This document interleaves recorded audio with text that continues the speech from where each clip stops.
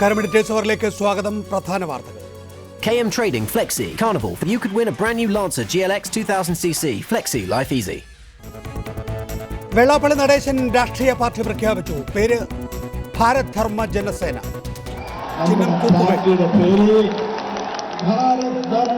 ചിഹ്നം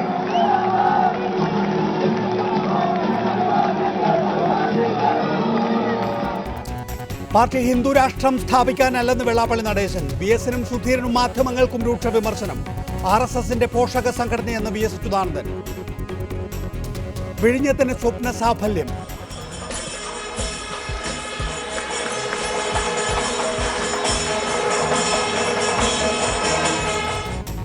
തുറമുഖ പദ്ധതിക്ക് നിതിൻ ഗഡ്കരി തറക്കല്ലിട്ടു. കബോട്ടാഷ് നിയമത്തിൽ ഇളവ് വരുത്തുമെന്ന് ഗഡ്കരി. ഇടതുപക്ഷം അധികാരത്തിലെത്തിയാൽ കരാർ വ്യവസ്ഥകൾ പുനഃപരിശോധിക്കുമെന്ന് കോടിയേരി. തെരഞ്ഞെടുപ്പ് ഫണ്ടിലേക്ക് സംഭാവന വാങ്ങുന്നത് എങ്ങനെ കോഴയാകുമെന്ന് കെ മാണി. തെരഞ്ഞെടുപ്പ് ഫണ്ടിലേക്ക് പണം നൽകിയെന്നാണ് ബിജു രമേശിന്റെ മൊഴിയെന്ന് മാണി. ബാർ കേസിൽ കോടതി പരാമർശമുണ്ടായാൽ കെ ബാബു രാജിവെക്കുമെന്ന് പി തങ്കച്ചൻ. മുഖ്യമന്ത്രിയെ മാറ്റാൻ ആലോചനയില്ല. ചെന്നൈയിൽ ദുരിത മഴ തോരുന്നു. ഗതാഗത സംവിധാനം ഭാഗികമായി പുനഃസ്ഥാപിച്ചു. രക്ഷാദൌത്യം ഊർജിതം. 16,000 പേരെ സുരക്ഷിത സ്ഥലത്തേക്ക് മാറ്റിയെന്ന് NDRF. ഇന്ത്യൻ മഹാസമുദ്രത്തിൽ വൻ ഭൂചലനം. സുനാമി ഭീഷണിയില്ല. സ്കൂൾ അത്ലറ്റിക് മീറ്റിൽ എറണാകുളത്തിന്റെ കുതിപ്പ്. തൊട്ടു പിന്നിൽ പാലക്കാട്. ആദ്യ ദിനം 6 മീറ്റർ റെക്കോർഡ്. മാർബേസിലിന്റെ MK ശ്രീനാഥിന് ഇരട്ട സ്വർണം. വിശദമായി കേരളത്തിന്റെ സ്വപ്ന പദ്ധതിയായ വിഴിഞ്ഞം തുറമുഖത്തിന്റെ തറക്കല്ലിടൽ ചടങ്ങ് നടന്നു. വിഴിഞ്ഞത്തിന് കബോട്ടാഷ് നിയമത്തിൽ ഇളവ് അനുവദിക്കുമെന്ന് കേന്ദ്രമന്ത്രി നിതിൻ ഗഡ്കരി പറഞ്ഞു. അതേസമയം 4.5 വർഷം അധ്വാനിച്ചിട്ടാണ് ചടങ്ങിൽ അധ്യക്ഷം വഹിക്കുന്നതെന്ന് മന്ത്രി കെ ബാബു പ്രതിപക്ഷ നിലപാടിന് മറുപടി പറഞ്ഞു. തിങ്ങി നിറഞ്ഞ സദസ്സിനെ സാക്ഷിയാക്കിയായിരുന്നു കേരളത്തിന്റെ സ്വപ്ന പദ്ധതിയായ വിഴിഞ്ഞം തുറമുഖത്തിന്റെ തറക്കല്ലിടൽ ചടങ്ങ് നടന്നത്. കേരളത്തിന്റെ വികസന വഴിയിലുള്ള മുന്നേറ്റമാണ് വിഴിഞ്ഞം തുറമുഖ പദ്ധതിയെന്ന് മുഖ്യമന്ത്രി ഉമ്മൻചാണ്ടി പറഞ്ഞു. വിഴിഞ്ഞവുമായിട്ടുള്ള എല്ലാ ചർച്ചകളിലും പറഞ്ഞ ഒരു വാചകമുണ്ട്. വിഴിഞ്ഞം കേരളത്തിലല്ലായിരുന്നുവെങ്കിൽ 25 കൊല്ലം മുമ്പ് സാക്ഷാത്കരിക്കുമായിരുന്നു എന്നതാണ്. വിഴിഞ്ഞം തുറമുഖ പദ്ധതിക്ക് കബോട്ടാഷ് നിയമത്തിൽ ഇളവനുവദിക്കുമെന്ന് കേന്ദ്ര ഉപരിതല ഗതാഗത വകുപ്പ് മന്ത്രി നിതിൻ ഗഡ്കരി അറിയിച്ചു. About the cabotage, it is also the important issue. Without that, it is not economically viable. Honorable Minister also immediately give me the letter for that, and I am going to declare it now that we will relax this cabotage for this project, and not only for this port. But after going to Delhi, within 15 days, I will issue the orders. അതേസമയം ചടങ്ങ് ബഹിഷ്കരിച്ച പ്രതിപക്ഷത്തിന് മന്ത്രി K Babu ചടങ്ങിൽ വെച്ച് മറുപടി നൽകി. 4.5 വർഷം കഠിനാധ്വാനം ചെയ്തിട്ടാണ് താൻ ചടങ്ങിൽ അധ്യക്ഷം വഹിച്ചതെന്ന് മന്ത്രി കെ ബാബു പ്രതികരിച്ചു. ബഹുമാനപ്പെട്ട കോടിയേരി പറഞ്ഞു, ഞാൻ അധ്യക്ഷത വഹിക്കുന്നതാണ്. എന്നെ പ്രിയപ്പെട്ട കോടിയേരി, കഴിഞ്ഞ 4.5 വർഷക്കാലം രാപകൽ കഷ്ടപ്പെട്ടതാണ് ഞാൻ ഈ പദ്ധതി യാഥാർത്ഥ്യമാക്കാൻ വേണ്ടി. ഞാനൊന്ന് അധ്യക്ഷത വഹിച്ചോട്ടെ.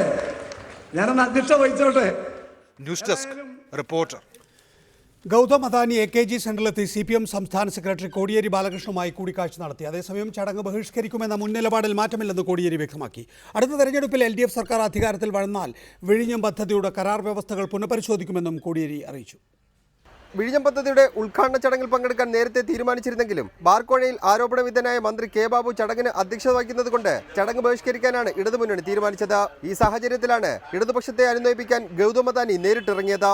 രാവിലെ 11 മണിയോടെ AK സെന്ററിലെത്തിയ അദാനി കോടിയേരി ബാലകൃഷ്ണനുമായി 20 മിനിറ്റോളം നേരം കൂടിക്കാഴ്ച നടത്തി. പ്രതിപക്ഷത്തിന്റെ ഭാഗത്ത് നിന്ന് പിന്തുണയുണ്ടാകുമെന്ന് കോടിയേരി പറഞ്ഞതായി കൂടിക്കാഴ്ചയ്ക്ക് ശേഷം അദാനി വ്യക്തമാക്കി.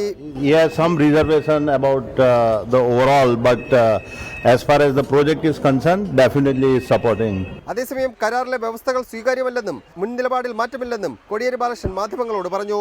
അടുത്ത തെരഞ്ഞെടുപ്പിൽ ഇടതുമുന്നണി ഭരണത്തിൽ വന്നാൽ വിഴിഞ്ഞം പദ്ധതിയുടെ കരാർ വ്യവസ്ഥകൾ പുനഃപരിശോധിക്കുന്നതിനെ കുറിച്ച് ആലോചിക്കുമെന്നും കോടിയേരി പറഞ്ഞു. കെ ബാബു ഇന്ന് ആരോപണ വിധേയനായിട്ടുള്ള വ്യക്തിയാണ്, കളങ്കിത വ്യക്തിയാണ്.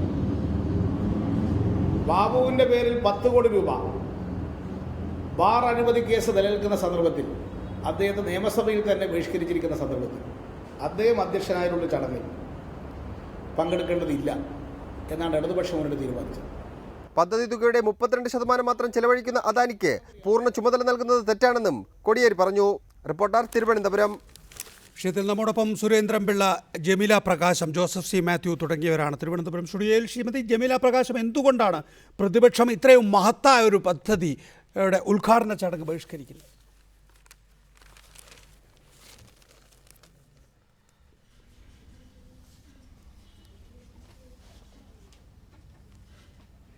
ശ്രീമതി ജമീല പ്രകാശം, എന്തുകൊണ്ടാണ് ഇത്രയും മഹത്തരമായ ഒരു പദ്ധതിയുടെ ഉദ്ഘാടന ചടങ്ങ് പ്രതിപക്ഷം ബഹിഷ്കരിച്ചത്?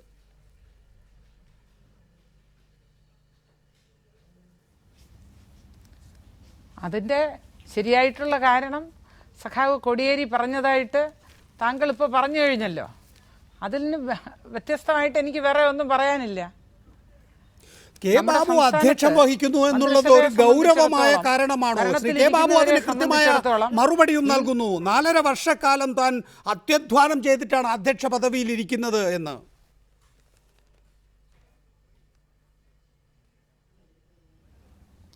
നാലര വർഷക്കാലം അത്യധ്വാനം ചെയ്തിട്ടാണ് അധ്യക്ഷ പദവിയിൽ ഇരിക്കുന്നത് എന്നൊരു പ്രസ്താവന അദ്ദേഹത്തിൽ നിന്നുണ്ടായത് തന്നെ അദ്ദേഹത്തിൻ്റെ കാഴ്ചപ്പാടിൻ്റെയും മനോഭാവത്തിൻ്റെയും പരിമിതികളെയാണ് കാണിക്കുന്നത്.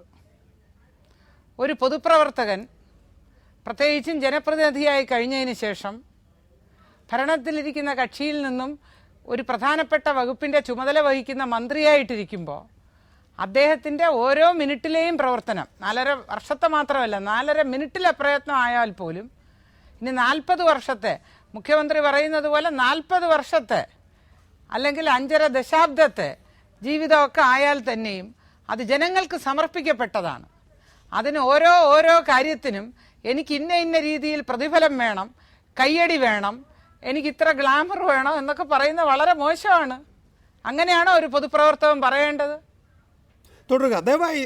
ശ്രീ ജോസഫ് സി മാത്യു, അദ്ദേഹത്തോട് അദ്ദേഹം പറഞ്ഞ LDF സർക്കാർ അധികാരത്തിൽ വന്നാൽ വിഴിഞ്ഞം തുറമുഖത്തിൻ്റെ കരാർ മാറ്റി എഴുതും എന്നൊരു പ്രഖ്യാപനം കൂടി തെരഞ്ഞെടുപ്പിന് ഇനി 3-4 മാസങ്ങൾ മാത്രം ബാക്കിയിരിക്കവെയാണ് കേരളത്തിലെ പ്രധാന പ്രതിപക്ഷ പാർട്ടിയുടെ സംസ്ഥാന സെക്രട്ടറി പറയുന്നത്. വിഴിഞ്ഞം തുറമുഖം ഇപ്പോൾ നിർമ്മാണ പ്രവർത്തനങ്ങൾ തുടങ്ങിയാൽ തന്നെയും അടുത്ത സർക്കാർ തങ്ങളുടേതാണ് എങ്കിൽ ഞങ്ങൾ കരാർ മാറ്റി എഴുതുമെന്ന്. മുമ്പ് സമാനമായൊരു സ്ഥിതിവിശേഷം സ്മാർട്ട് സിറ്റിയുമായി ബന്ധപ്പെട്ടുണ്ടായിരുന്നു. പക്ഷേ തെരഞ്ഞെടുപ്പിന് പോകുന്നതിന് മുമ്പ് ഞാൻ ഇങ്ങനെ ഒരു പ്രധാനപ്പെട്ട കരാർ ഒപ്പിടുന്നില്ല എന്ന് പറഞ്ഞ് ഉമ്മൻചാണ്ടി മാറ്റിവെക്കുകയും VS അച്യുതാനന്ദന് അല്ലെങ്കിൽ തൊട്ടടുത്ത് വന്ന സർക്കാരിന് അത് കൈമാറുകയുമാണ് ചെയ്തിട്ടുള്ളത്. സ്വാഭാവികമായും VS അച്യുതാനന്ദൻ അത് കുറച്ചു കാലം കൊണ്ടുപോവുകയും കരാർ തങ്ങൾക്ക് അനുകൂലമായ വിധത്തിൽ മാറ്റി എഴുതുകയും ഒക്കെ ചെയ്തു. പക്ഷേ ഇതിവിടെ കരാറായിരിക്കുന്നു, ഉദ്ഘാടനമായിരിക്കുന്നു. അടുത്ത 1000 ദിവസങ്ങൾക്കുള്ളിൽ ആ പദ്ധതിയുടെ 1ാം ഘട്ടം പൂർത്തിയാവുകയും മദർഷിപ്പ് വിഴിഞ്ഞത്തടുക്കുകയും ഒക്കെ ചെയ്യും. അപ്പോൾ ശ്രീ കോടിയേരി ഇന്ന് പറഞ്ഞതുപോലുള്ള പറച്ചിലുകൾ യഥാർത്ഥത്തിൽ ആ പദ്ധതിയെ തന്നെ അട്ടിമറിക്കാനോ അല്ലെങ്കിൽ പദ്ധതിയെ അട്ടിമറിക്കുമെന്ന ഭീഷണി ഇതിൻ്റെ പിന്നണിയിൽ പ്രവർത്തിക്കുന്നവർക്ക് നൽകുകയോ അല്ലേ?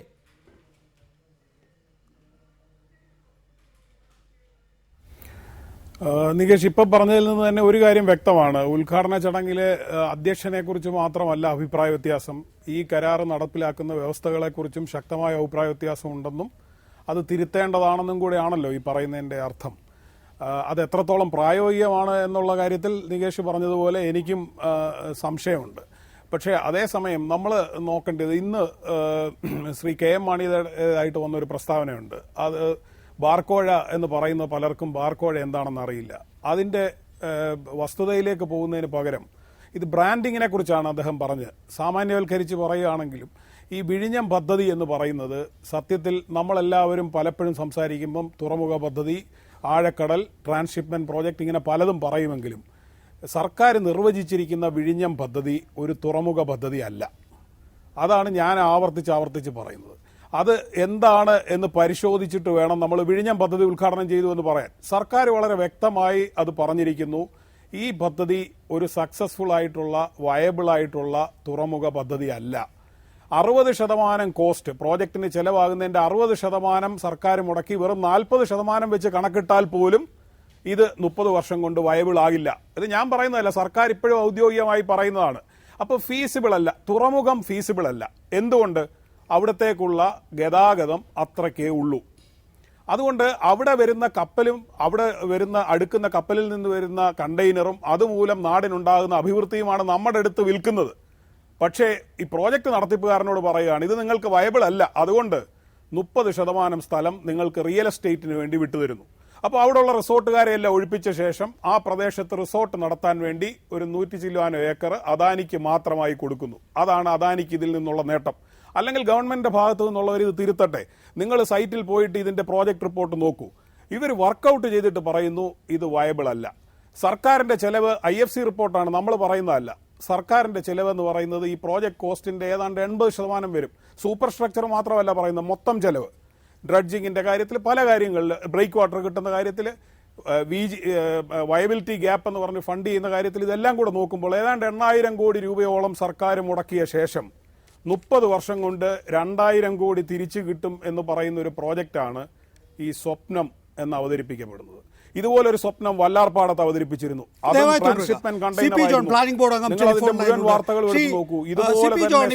ജോസഫ് സി മാത്യു പറയുന്നത് താങ്കൾ പൂർണ്ണമായി കേട്ടോ എന്നറിയില്ല. പക്ഷേ അദ്ദേഹം പറഞ്ഞതിൻ്റെ രക്തചുരുക്കം ഇതാണ്, താങ്കൾ കേട്ടിട്ടില്ല എങ്കിൽ ഇതൊരു പൂർണ്ണമായി വയബിളായ തുറമുഖ പദ്ധതി അല്ല. 30%, അതുകൊണ്ടാണ് 30% റിയൽ എസ്റ്റേറ്റിന് വിട്ടുകൊടുത്തിരിക്കുന്നത്. അദാനിയുടെ ലാഭം ഈ പറയുന്ന റിയൽ എസ്റ്റേറ്റ് ബിസിനസ്സിലൂടെയാണ് ഉണ്ടാകാൻ പോകുന്നത് എന്നാണ്. ആ നിലയിലാണോ ഒരു വയബിലിറ്റി സ്റ്റഡി ഗവൺമെന്റ് നടത്തിയിരിക്കുന്നത്? ഞാൻ ഇന്നത്തെ ദിവസം അത്തരം ഡീറ്റെയിൽസിലേക്ക് പോകാൻ ആഗ്രഹിക്കുന്നതിൽ ഒരു കാര്യം ഞാൻ ഓർമ്മിപ്പിക്കാം. ഒരു പോർട്ട് ഉണ്ടായതിന്റെ ചരിത്രമുണ്ട്. ഏത് പോർട്ടാണ് അത് പണിത ഉടനെ വയബിളായത്? ഇപ്പൊ നമ്മുടെ മുമ്പിലുള്ള 3 പോർട്ടുകളുടെ കഥ എടുക്കാം. ഒന്ന് ജവഹർലാൽ നെഹ്റു പോർട്ടാണ് ബോംബെയിലെ. അത് പണിത് കഴിഞ്ഞിട്ട് 50% അതിന്റെ കപ്പാസിറ്റിയിലേക്ക് എത്താൻ. അല്ല, അങ്ങനെ പറയുന്നതിലൂടെ CP ജോൺ താങ്കളും സമർത്ഥിക്കുന്നത് ഇത് 40 വർഷം കൊണ്ട് വയബിൾ ആകാൻ സാധ്യതയില്ലാത്ത പോർട്ടാണെന്നാണോ? അല്ല, ശ്രദ്ധിച്ചു കേൾക്കൂ. ആദ്യത്തെ കുറച്ച് വർഷങ്ങൾ തീർച്ചയായിട്ടും മാർക്കറ്റിങ്ങിനെടുക്കും. ഇപ്പൊ എല്ലാവരും പറയുന്നു വല്ലാർപാടം മോശമായി. ഞാൻ അതിനെക്കുറിച്ച് വിശദമായി പഠിക്കുകയും ഒരു സെമിനാറിൽ പ്രസംഗിക്കുകയും ചെയ്ത ആളാണ്. ദേശീയ തലത്തിലുണ്ടായിട്ടുള്ള വർധനയും ആഗോളതലത്തിലുണ്ടായ കപ്പലോട്ടത്തിലുണ്ടായ വർധനവും, ആ വർധനവിനേക്കാൾ ഒട്ടും കുറവല്ല വല്ലാർപാടത്തുണ്ടായിട്ടുള്ള വർധനവ്.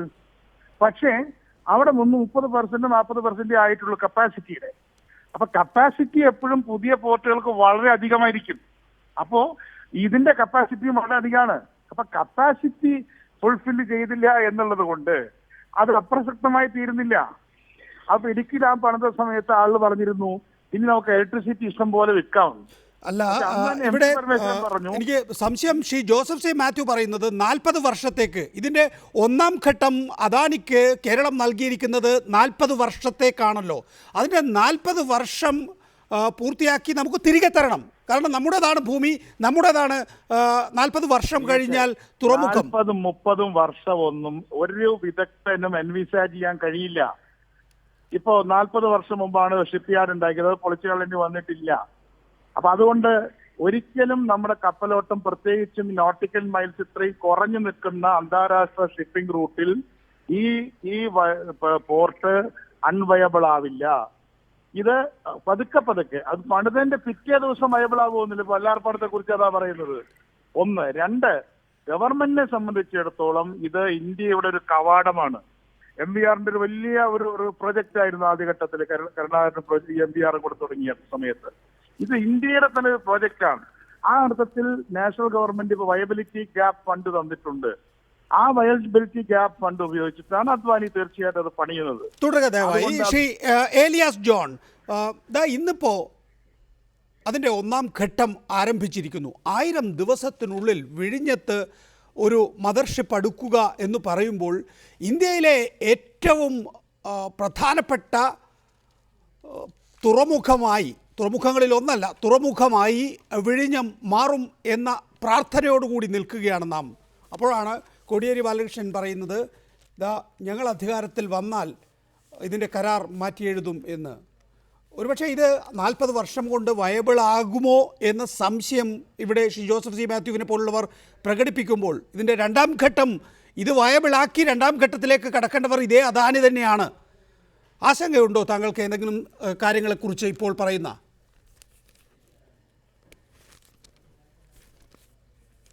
എനിക്ക് യാതൊരു ആശങ്കയുമില്ല. ഞങ്ങളെ സംബന്ധിച്ചിടത്തോളം ഇത് അദാനിക്ക് കിട്ടിയ ബമ്പർ ലോട്ടറിയാണ്. അദാനി ഇത് 40 80 അദ്ദേഹത്തിന്റെ തലമുറകളായ അദ്ദേഹത്തിന്റെ സ്വന്തം കയ്യിൽ വെച്ച് അനുഭവിക്കാൻ പോകുന്ന ഒന്നാന്തരം ഒരു ആസ്തിയാണ്. കാൽ കാശിന്റെ പ്രയോജനം ഈ നാട്ടുകാർക്ക് കിട്ടില്ല എന്നുള്ള കാര്യത്തിൽ മാത്രമാണ് ഞങ്ങൾക്കുള്ള ആശങ്ക. അദ്ദേഹത്തിന് ഒരു ആശങ്കയില്ല. അദ്ദേഹം ഓസ്ട്രേലിയയിൽ നിന്ന് കൽക്കരി വരെ നേരിട്ടിറക്കുമെന്നാണ് ഇന്നലത്തെ അദ്ദേഹത്തിന്റെ വാർത്താ സമ്മേളനത്തിന് വ്യക്തമായത്. ഇവിടുന്ന് ബേസ് കാർഗോ അധികം അങ്ങോട്ട് അയക്കാനുണ്ടാവില്ല, പക്ഷെ ഇങ്ങോട്ട് ധാരാളം കാർഗോ ഉണ്ടാകും. അതിന്റെ അർത്ഥം എന്താണ്? ഓസ്ട്രേലിയയിൽ നിന്ന് കണ്ടെയ്നറിൽ കൽക്കരി കൊണ്ടുവരിക, അല്ലെങ്കിൽ കൊളംബോയിലും ശ്രീലങ്കയിലും സിംഗപ്പൂരിലും നടക്കുന്ന കാർഗോ ഇങ്ങോട്ട് കൊണ്ടുവരിക. ഇവിടെ മലയാളിക്ക് 2 തൊഴിൽ കൊടുക്കുന്ന യാതൊരു നിർമ്മാണ പ്രവർത്തനമോ ഇവിടുന്ന് കാർഗോ ഒറിജിനേറ്റ് ചെയ്യുന്ന യാതൊരു പ്രവർത്തനമോ സർക്കാരിന്റെ കരാറിലുമില്ല, അദാനിയുടെ അജണ്ടയിലുമില്ല. ചുരുക്കത്തിൽ ഞങ്ങളുടെ ഒക്കെ ആശങ്ക ഇന്നത്തെ ഉദ്ഘാടന യോഗത്തിലും സ്ഥാപിക്കപ്പെട്ടു കഴിഞ്ഞു. ഇവിടെ നമുക്ക് കാണാൻ പറ്റാത്ത വിധത്തിൽ 19 മീറ്ററുള്ള ഒരു ഫെൻസിംഗ് നടത്തി അതിനകത്ത് രാത്രിയായിട്ട് കപ്പലുകളിൽ വരുന്ന ചരക്ക് ട്രാൻസ്ഷിപ്മെന്റിൽ കടലിൽ വെച്ച് തന്നെ മാറ്റാം, അല്ലെങ്കിൽ ട്രെയിനിൽ പഞ്ചാബിലും ഗുജറാത്തിലും കൽക്കട്ടയിലും ഒക്കെ കയറ്റിവിടാം. ഒരു കണക്കും ആർക്കും പരിശോധിക്കാൻ പറ്റില്ല. കാരണം എന്താണ്? ദുബായിക്കാരനോട് ചോദിച്ച കണക്ക് ഇവിടെ 2 കാര്യങ്ങളാണ് താങ്കൾ ഇതിനകം തന്നെ പ്രധാനമായും പറഞ്ഞത്. ഒന്ന്, അദാനിക്ക് തലമുറയായി വെച്ചനുഭവിക്കാൻ കഴിയുന്ന ഒരു സ്വത്താണ് വിഴിഞ്ഞം പോർട്ട് എന്ന് നമുക്കറിയാം. 40 വർഷത്തേക്കാണ് നാം ഇതിന്റെ ലൈസൻസ് അദാനിയെ ഏൽപ്പിച്ചിരിക്കുന്നത്. ഇനി 2ാം ഘട്ടം സ്വന്തം നിലയിൽ പൂർത്തിയാക്കുകയാണെങ്കിൽ ഒരു 30 വർഷം കൂടി. അങ്ങനെയാണെങ്കിൽ തന്നെ 70 വർഷമേ ആവുകയുള്ളൂ. തലമുറ എന്ന് പറയുമ്പോൾ അതിൽ ഹിഡനായി ഒളിഞ്ഞിരിക്കുന്ന മറ്റെന്തോ ഉണ്ട് എന്നാണോ താങ്കൾ സൂചിപ്പിക്കുന്നത്? ഒന്നാമത്തെ കാര്യം. 2, ഈ കാർഗോ ഒറിജിനേറ്റ് ചെയ്യുന്ന പണി നമുക്കൊരു തുറമുഖ നിർമ്മാതാക്കളെ ഏൽപ്പിക്കാനാകില്ലല്ലോ. അത് നിങ്ങൾ ചെയ്യണം, സംസ്ഥാന സർക്കാർ ചെയ്യണം.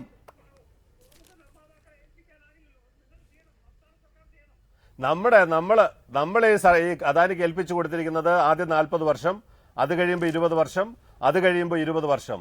നമ്മുടെ നാട്ടിലെ നിയമവ്യവസ്ഥ അനുസരിച്ച് മജിസ്ട്രേറ്റ് കോടതിയിൽ ഒരു വക്കീൽ വിചാരിച്ചാൽ ഇത് അടുത്ത 200 കൊല്ലത്തേക്ക് നീട്ടിക്കൊടുക്കാൻ പറ്റും. നമുക്ക് എത്ര കടമ്പകളാണ് ഉള്ളത്?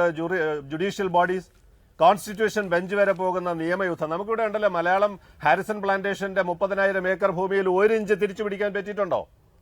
ഇതുപോലെ എത്രയോ വനത്തിന്റെ കേസുകൾ നമ്മുടെ മുമ്പിലുണ്ട്. ഒരു സ്വകാര്യ വ്യക്തിയുടെ കയ്യിൽ പോയ ഒരു ലാൻഡ് ഇന്ന് വരെ തിരിച്ച് കേരള സർക്കാരിലൂടെ തിരിച്ചു വന്നിട്ടുണ്ടോ?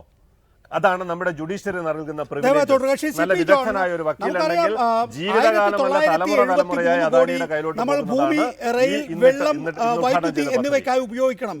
പിന്നെ സർക്കാർ ചെലവിൽ നിർമ്മിക്കുന്ന ഫണ്ടഡ് എന്ന വകയിൽ 1463, പിന്നെ ഒരു 817 വയബിലിറ്റി ഗ്യാപ്പ് ഫണ്ട് സംസ്ഥാന സർക്കാരിൻ്റെ വകയായി. അങ്ങനെ നോക്കുമ്പോൾ ഏതാണ്ട് 3000 കോടിയിലധികം രൂപ ചെലവഴിക്കുന്ന, സംസ്ഥാന സർക്കാർ ചെലവഴിക്കുന്ന ഒരു പദ്ധതി നമുക്ക് ലാൻഡ് ലോഡ് മാതൃകയിൽ വേണമെന്നായിരുന്നു ഇടതുപക്ഷ ജനാധിപത്യ മുന്നണി സർക്കാർ പറഞ്ഞത്. ഇപ്പോൾ അത് വിഴിഞ്ഞം തുറമുഖമാകെ തന്നെയും അദാനിക്ക് തീരെഴുതി കൊടുക്കുന്ന നിലയിലാണ് കാര്യങ്ങൾ പോകുന്നത് എന്നാണ് എലിയാസ് ജോൺ പറയുന്നത്. എലിയാസ് ജോൺ അങ്ങനെ പറയുന്നില്ല. എനിക്ക് അദ്ദേഹത്തെ തടയാനൊന്നും കഴിയില്ല. ഇവിടെ ഒരു തുറമുഖം ഉണ്ടാവണോ വേണ്ടയോ എന്നുള്ള പ്രശ്നം മാത്രമാണ് UDFന്റെ മുമ്പിൽ ഉണ്ടായിട്ടുള്ളത്. അതിന് എന്താണ് ചെയ്യാൻ കഴിയുക? 2 ഓപ്ഷൻ ഉണ്ട്. ഒന്ന്, ഗവൺമെന്റിന്റെ പണം മാത്രം കൊണ്ട് ഒരു പോർട്ട് തുടങ്ങുക, ആ പോർട്ട് ഗവൺമെന്റ് തന്നെ നടത്തുക. അത്തരം പോർട്ടുകൾ നടത്താനുള്ള പണം ഒന്നാമതില്ല. അങ്ങനെ ആ പണം ഗവൺമെന്റിന്റെ ട്രഷറിയിൽ നിന്ന് എടുക്കുകയാണെങ്കിൽ മറ്റു കാര്യങ്ങൾക്ക് പണം ഉണ്ടാവില്ല, പ്ലാനിന് പണം ഉണ്ടാവില്ല. അപ്പൊ അതുകൊണ്ട് നമ്മളത് BOTക്ക് വെച്ചു. BOTക്ക് വെച്ചപ്പോൾ തീർച്ചയായിട്ടും ഓപ്പൺ ടെൻഡർ ആയിരുന്നു. അതിനാരും വന്നില്ല. തീർച്ചയായിട്ടും അദാനിയെ ഊജ് ചെയ്ത് അവിടെ കൊണ്ടുവന്നു. ഇനി അത് മാത്രമാണ് സെക്കൻഡ് ബെസ്റ്റ് ഓപ്ഷൻ. ആ സെക്കൻഡ് ബെസ്റ്റ് ഓപ്ഷനിലെ ഏറ്റവും ബെസ്റ്റ് തന്നെയാണ് ഇപ്പൊ നടക്കുന്നത്. പിന്നെ ഒരു തുറമുഖം ഒരു നാട്ടിൽ വന്നാൽ, ഒരു വിമാനത്താവളം ഒരു നാട്ടിൽ വന്നാൽ, ആ വിമാനത്താവളത്തിൽ വന്നിറങ്ങുന്ന വിമാനങ്ങൾ തരുന്ന ചാർജ് മാത്രമല്ല ഈ രാജ്യത്തിന് കിട്ടുക. ഒരു പോർട്ട്, ഇപ്പൊ കൊച്ചിൻ പോർട്ട് വന്നപ്പോ എന്താണ്ടായത്? കൊച്ചിൻ പോർട്ട് വന്നപ്പോൾ എതിർത്ത എത്രയോ ആൾക്കാരുണ്ട്. അവരൊന്നും പേര് നമുക്ക് ചരിത്രത്തിൽ ഡീസൽ അടിക്കാൻ കപ്പൽ ഇവിടെ അടുക്കുമെന്നുള്ളതൊക്കെ തുടരുക. ദയവായി ശ്രീ സുരേന്ദ്രൻ പിള്ള, ഇവിടെ ഒന്നുകിൽ ഗവൺമെന്റിന് പണം വേണം. ശ്രീ CP ജോൺ പറയുന്നത് ഓപ്പൺ ടെൻഡർ വിളിക്കുക, അദാനി അത് എടുക്കുക, അത് മാത്രമാണ് സെക്കൻഡ് ബെസ്റ്റ് ഓപ്ഷൻ.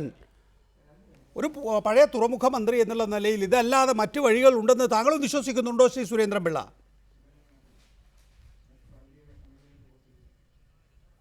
അല്ല, ഞങ്ങളുടെ കാലത്ത് ഇതിന് മറ്റൊരു വഴി ഞങ്ങൾ തേടി മുന്നോട്ട് പോയതാണല്ലോ. ലാൻഡ് ലോഡ് മോഡലിൽ പോർട്ട് നടത്തുകയും പോർട്ട് കേരള സർക്കാരിന്റെ അധീനതയിൽ നിർത്തുകയും അത് ഓപ്പറേറ്റ് ചെയ്യാൻ മറ്റൊരാളിനെ ചുമതലപ്പെടുത്തുകയും ചെയ്യുന്ന ഒരു സ്കീമിലേക്ക് ഞങ്ങൾ മുന്നോട്ട് പോയി അതിനാവശ്യമുള്ള ഫണ്ട് ഞങ്ങൾ കണ്ടെത്തി ആ വർക്ക് മുന്നോട്ട് പോകുമ്പോഴാണല്ലോ ആ ഗവൺമെൻറ് പോകുന്നത്. ആ ഗവൺമെൻറ് പോകുമ്പോൾ 2013 planning board vice chairman Oommen Chandy തന്നെ നേരിട്ട് ആരോടും ചോദിക്കാതെ കത്തെഴുതി ഇത് ലാൻഡ് ലോഡ് മാതൃകയിൽ വേണ്ട, ഇത് PPP മാതൃകയിൽ മതി എന്ന് പറഞ്ഞ് ടെൻഡർ നടപടികളുമായി മുന്നോട്ട് പോയി. എന്നിട്ടും ഏറ്റവും അവസാനവും ഒരാളും കരാറുകാർ വന്നില്ലല്ലോ. അവസാനം അദാനിയെ പോയി ക്ഷണിച്ച് സ്വർണ്ണ തളികയിൽ അദാനി ആവശ്യപ്പെട്ട എല്ലാ എഗ്രിമെന്റും മാറ്റി എഴുതി അദാനി എന്ത് പറഞ്ഞോ, എന്താവശ്യപ്പെട്ടോ, എന്ത് ചോദിച്ചോ അതെല്ലാം നൽകിയാണല്ലോ ഇപ്പൊ അദാനി കൊണ്ടുവന്നിരിക്കുന്നത്. ശരി, അദാനി വന്നത് കൊണ്ടല്ലേ ശ്രീ സുരേന്ദ്രൻ പിള്ള വയബിലിറ്റി ഗ്യാപ് ഫണ്ടും അതുപോലെ ഇപ്പോൾ കബോട്ടാഷ് നിയമത്തിലെ ഇളവും ഒക്കെ തന്നെ നൽകിയിരിക്കുന്നത്. കേന്ദ്ര സർക്കാരിന്റെ സുഹൃത്താണ് അദാനി. ആ അദാനിക്ക് നൽകുക വഴി ഈ ഇളവുകൾ തങ്ങൾക്ക് ലഭിക്കുമെന്ന് മുഖ്യമന്ത്രി വിചാരിക്കുന്നു. ഇപ്പോൾ ശ്രീ CP ജോൺ പറയുന്നു തുറമുഖം തുറന്നെടുക്കുക എന്നുള്ളത് മാത്രമായിരുന്നു UDFന്റെ മുമ്പിൽ ഉണ്ടായിരുന്ന ഏകദൗത്യം. അതെങ്ങനെ എന്നുള്ളത് രണ്ടാമത്തെ കാര്യമാണ്. അതെ, ഈ തുറമുഖം നിർമ്മിക്കുക എന്നുള്ളത് മാത്രമേ ഉള്ളെങ്കിൽ തുറമുഖം നിർമ്മിക്കാൻ ഒരുപാട് ഈ അദാനിയെ തന്നെ തുറമുഖം നിർമ്മിക്കാൻ ഏൽപ്പിച്ചു. ഇവിടെ മറ്റുള്ളവർ പറഞ്ഞതുപോലെ തുറമുഖം നിർമ്മിച്ച് അത് ആജീവനാന്തം അദാനി എടുത്തുകൊള്ളുക എന്ന് പറഞ്ഞില്ലെന്ന് എഗ്രിമെന്റിൽ വെച്ചിട്ടില്ലെന്നേ ഉള്ളൂ. വ്യംഗ്യാർത്ഥം അത് തന്നെയാണ്, ആജീവനാന്തം. നമ്മുടെ എല്ലാം എത്രയോ കാലം 80 കൊല്ലം ഇപ്പോൾ അദാനിക്ക് ആദായം എടുക്കാൻ നിയമപരമായിട്ട്. ഇവിടെ ഏലിയാസ് ജോൺ സൂചിപ്പിച്ചതുപോലെ നമ്മുടെ നാട്ടിലെ ഒരു ചെറിയ കോടതി, ഏറ്റവും ലോവർ കോർട്ട് വിചാരിച്ചാൽ ഇത് എത്ര കാലം വേണമെങ്കിലും മുന്നോട്ട് കൊണ്ടുപോകാൻ കഴിയും. അതാണ് നമ്മുടെ നാട്ടിലെ നിയമവ്യവസ്ഥ. ഇതെല്ലാം നമുക്കറിയാം. പിന്നെ ജനങ്ങളെ പറ്റിക്കാൻ വേണ്ടി ഞാൻ ചോദിക്കട്ടെ, 2454 കോടി രൂപ ഇവർ വെച്ചിരിക്കുന്ന എഗ്രിമെന്റ് അനുസരിച്ച് അദാനിക്ക് ചെലവ് വരും. അദാനിക്ക് ഇപ്പോൾ ഇവർ പറഞ്ഞിരിക്കുന്ന ഈ എഗ്രിമെന്റ് അനുസരിച്ച് 60 കൊല്ലം ഇത് ആദായം എടുക്കാം. 60 കൊല്ലം ആദായം എടുക്കുമ്പം 15 കൊല്ലം, അത് കഴിഞ്ഞ് 4 കൊല്ലം ഇതിന്റെ നിർമ്മാണ കാലാവധി, ബിൽഡിംഗ് പീരീഡ്. അപ്പൊ 15 × 4 = 19. അത് കഴിഞ്ഞ് 20ാമത്തെ കൊല്ലം 1% കൊണ്ട് കൊടുത്താൽ മതി. ഇത് തെറ്റാണ്. ഇത് കേരളത്തിന്റെ താല്പര്യങ്ങൾ ഹനിക്കപ്പെടുന്നു, കേരളത്തിന്റെ താല്പര്യങ്ങൾ സംരക്ഷിക്കുകയല്ല ഈ ചെയ്തത് എന്ന് ഞങ്ങൾ ചൂണ്ടിക്കാട്ടിയാൽ ഉടനെ വികസന വിരോധി, ഇടതുപക്ഷം വികസന വിരോധി, ഇത് ഇവിടെ ഒരു പുല്ലും നടക്കാൻ സമ്മതിക്കത്തില്ല. ഇതാണ് പറഞ്ഞുകൊണ്ടിരിക്കുന്നത്. ശ്രീമതി ജമീല പ്രകാശം, ഞാൻ നേരത്തെ പറഞ്ഞ വിഷയത്തിലേക്ക് തിരികെ വരികയാണ്. വന്നാൽ തന്നെ ഈ ഗവൺമെന്റിനെ സംബന്ധിച്ചിടത്തോളം നിരവധി വീഴ്ചകൾ മുൻ സർക്കാരുകൾക്കുണ്ടായതൊരു പാഠമാണ്.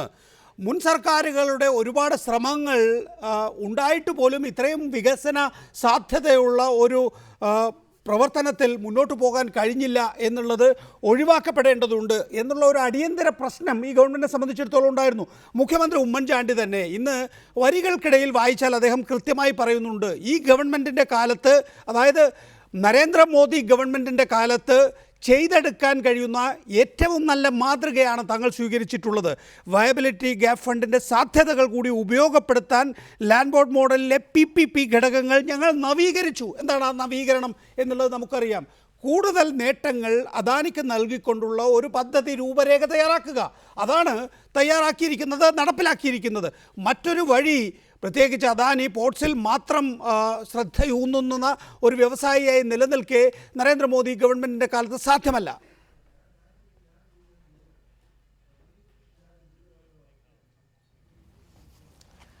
നാട്ടിൽ ഒരു സർക്കാർ എന്തിനു വേണ്ടിയാണ് വിവിധ പദ്ധതികൾ കൊണ്ടുവരുന്നത്, വികസന പദ്ധതികൾ കൊണ്ടുവരുന്നത് എന്തിനാണ്? ആ നാട്ടുകാർക്ക് അതുകൊണ്ട് ഗുണമുണ്ടാകാൻ വേണ്ടി, ആ സംസ്ഥാനത്തിൻ്റെ സാമ്പത്തിക നിലയിൽ പുരോഗതി ഉണ്ടാവാൻ വേണ്ടി, വരുമാനം ഇങ്ങോട്ട് ലഭിക്കാൻ വേണ്ടി. ഇതൊക്കെയാണ് വളരെ ശുഷ്കാന്തിയുള്ള നല്ല ബദ്ധശ്രദ്ധരായിരിക്കുന്ന ഭരണാധികാരികൾ അനുവർത്തിക്കേണ്ടുന്ന കാര്യങ്ങൾ. ഈ പറഞ്ഞതുപോലെ എങ്ങനെയെങ്കിലും ഈ തുറമുഖ നിർമ്മാണം ആരംഭിച്ച് തുറമുഖം പണി കഴിപ്പിച്ച് തുറക്കുക എന്നത് മാത്രം ഒരു ലക്ഷ്യമാക്കി UDF സർക്കാർ വെച്ചു എന്ന് പറയുന്നു. അതുകൊണ്ട് ആർക്കാണ് ഗുണം? ഈ നാടിൻ്റെ താങ്കൾ പറഞ്ഞു ഇതൊരു മഹത്തായ പദ്ധതിയാണ്. മഹത്തും ബൃഹത്തുമായിട്ടുള്ള പദ്ധതികൾ, വികസന പദ്ധതി ഈ രാജ്യത്ത് മാത്രമല്ല ലോകത്തെവിടെ ആരംഭിച്ചാലും ആ നാട്ടിലെ ജനങ്ങൾക്ക് അതുകൊണ്ട് എന്തെങ്കിലും ഒരു നേട്ടം ഉണ്ടാവണ്ടേ? ഇപ്പം ഇത് ഇമ്മീഡിയറ്റ് ആയിട്ട് ഉടനെ ആരെയാണ് ഇത് ബാധിക്കുന്നത്? എൻ്റെ നിയോജക മണ്ഡലത്തിലെ ജനങ്ങളെയാണ്. ഈ തുറമുഖത്തിൻ്റെ കവാടം എന്ന് വിളിക്കുന്നത് മുല്ലൂരിനെയാണ്. മുല്ലൂരിലാണ് ഏറ്റവും കൂടുതൽ ആഴക്കടലുള്ളത്. അവിടുത്തെ ജനത പരമ്പരാഗതമായിട്ട് കടലുമായിട്ട് ബന്ധപ്പെട്ട തൊഴിലുകൾ ചെയ്ത് ജീവിക്കുന്നവരാണ്. കടലാണ് അവരുടെ ഉപജീവന മാർഗം. അവിടെ കടലിലെ മത്സ്യങ്ങളെ മാത്രമല്ല, ചിപ്പി, ശംഖ്, കല്ലിറാള് ഇങ്ങനെയുള്ള സമുദ്രജീവികളെ. അത് മുല്ലൂരിൻ്റെ ഒരു പ്രത്യേകത എന്ന് പറഞ്ഞാൽ അത് ഒരു റോക്കി ബീച്ചാണ്.